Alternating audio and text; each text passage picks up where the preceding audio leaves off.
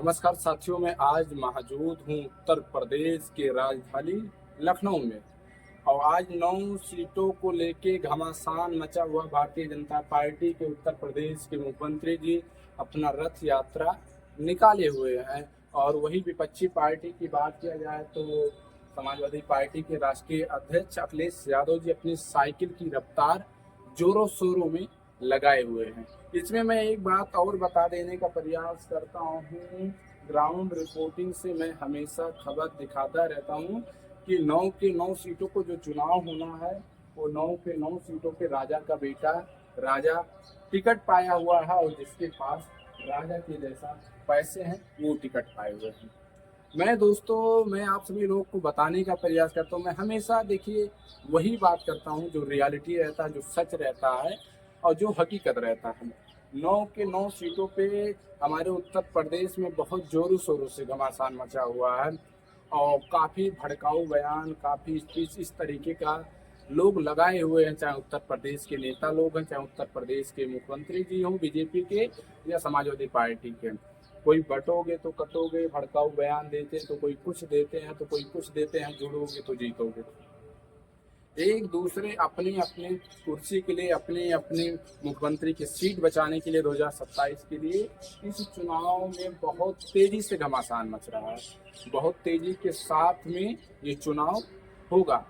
अब आप सभी लोग को बता देते हैं कि जो ये 9 सीटों का चुनाव होना है, ये 9 सीटों के चुनाव का जो उम्मीदवार टिकट पाया है, इसमें 95% लोग वही पाए हैं जिसका बाप सांसद है, उसके बेटा को विधायकी का टिकट मिला हुआ है।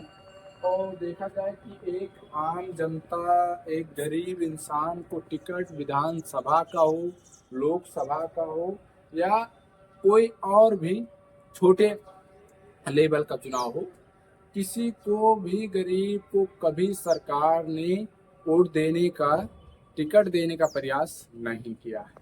मैं दोस्तों आप सभी लोग को बताने का प्रयास करता हूं कि क्या हमारे उत्तर प्रदेश में जिस तरीके का 9 के 9 सीटों का घमासान मचा हुआ है, हर एक जहां जहां पे सीटों की चुनाव होना है, हर उत्तर प्रदेश के मुख्यमंत्री लोग पहुंचेंगे, उस जगह पे जाएंगे, संबोधित करेंगे, रैलियों में जाएंगे, लोग को भड़काऊ बयान देंगे।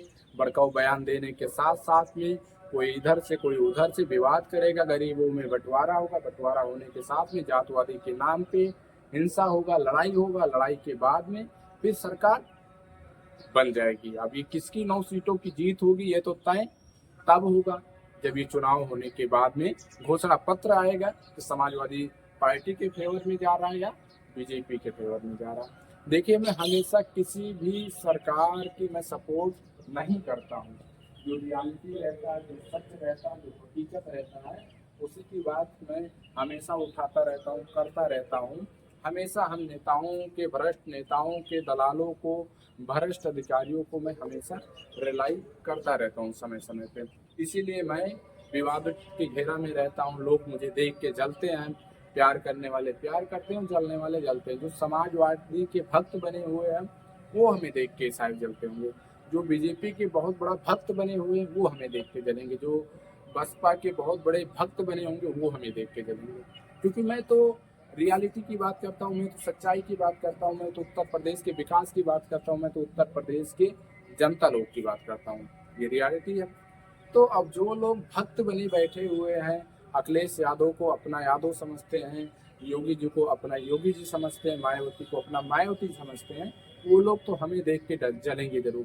क्योंकि मैं पक्ष का अगर सपोर्ट करूंगा तो विपक्ष वाला उठाएगा सवाल, और विपक्ष का अगर करेंगे तो पक्ष वाला उठाएगा सवाल। और एक ग्राउंड रिपोर्टिंग लेवल का जो पत्रकारिता का स्पीच है, पत्रकारिता का जो दिखाने वाला खबर है, ये एक ऐसा लोकतंत्र का चौथे स्तंभ पर ये मीडिया आती है।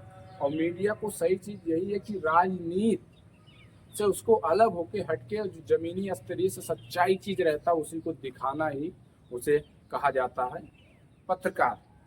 कवरेज करना, लोगों को न्याय दिलाना, लोगों के प्रति, गरीबों के प्रति आवाज उठाना, सरकार से कड़वे सवाल पूछना, उसी को कहा जाता है एक अच्छा देशभक्त पत्रकार।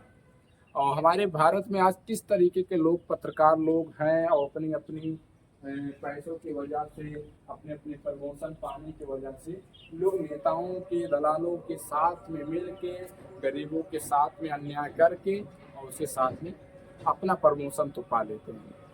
लेकिन ये रियलिटी है। हम बात करने वाले हैं 9 के 9 सीटों पे, राजा का बेटा का राजा कि जैसा टिकट मिला हुआ। बस आप सभी लोगों से साथियों कहना चाहते हैं कि जो 9 सीटों पर ये चुनाव होना है, अगर कहीं किसी भी प्रकार का कोई अगर अच्छा इंसान, गरीब इंसान निर्दलीय चुनाव में खड़ा हुआ हो, उसके आपको लगता है कि उसके पास पैसे नहीं है, आपको लगता है कि वो जीतेगा, विधानसभा में जाएगा तो हमारे लिए, हमारे क्षेत्र के लिए, हमारे गरीबों के लिए, हमारे बच्चों के लिए काम करेगा, तो रियलिटी यही है कि आप 10 से 20 रुपया चंदा देने का काम करिएगा, लेकिन चुनाव उसे जरूर जिताइएगा, क्योंकि तब ये जीत रहेगी हमारे उत्तर प्रदेश के भविष्य की, तब ये जीत रहेगी हमारे उत्तर प्रदेश के युवा की, तब ये जीत रहेगी हमारे उत्तर प्रदेश की अर्थव्यवस्था की।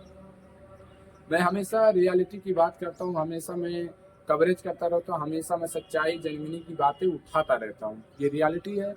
बस मैं यही कहना चाहता हूँ कि जब राजा का बेटा ही राजा टिकट पाएगा, राजा का बेटा ही राजा बनेगा, तो हम आप लोग कठपुतली की तरह सिर्फ नेताओं के चक्कर में एक दूसरे से विवाद करते रहेंगे, रैलियों में जाएंगे, जयकारा लगाते रहेंगे, और जयकारा के साथ साथ में हम आप लोग एक दूसरे से विवाद करते रहेंगे, अपनी करियर को बर्बाद करते रहेंगे। हमारे घर का कोई सदस्य अगर नौकरी नहीं पाएगा तो दर दर की ठोकरी खाएगा और सोचता कि हमारा भाई तो इतने बड़े पोस्ट पे है, वो तो दिला ले जाएगा। लेकिन आज के देखा जाए कि जो बीजेपी के बहुत बड़े ज्ञान गाते थे, बहुत बड़ी तारीफ करते थे, अगर उनके पास में ये रकम नहीं है, करोड़ों के पैसे नहीं है, तो टिकट नहीं मिला है।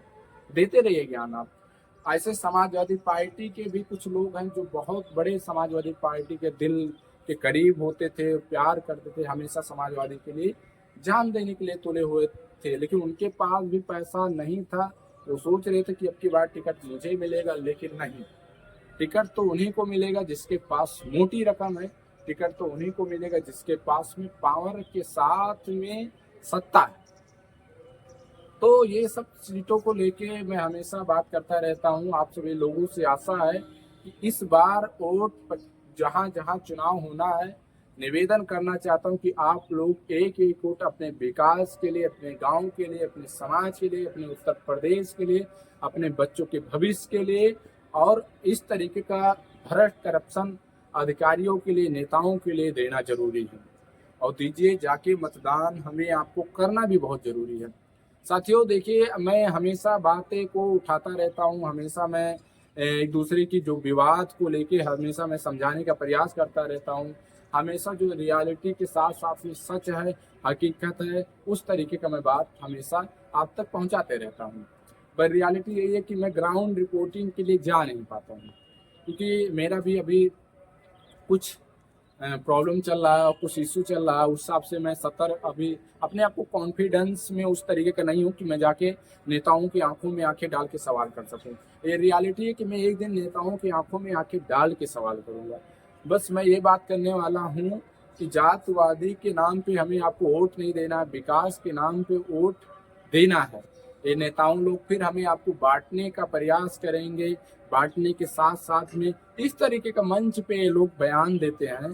सोचिए, आज के टाइम में देखा जाए कि हम भी हिंदू हैं, हर कोई नागरिक जो हमारे भारत के देखा जाए जो बीजेपी से जुड़ा हुआ, आस्था से जुड़ा, वो कहीं ना कहीं हिंदुत्व की बात करता है, हिंदू को लेके चलता है।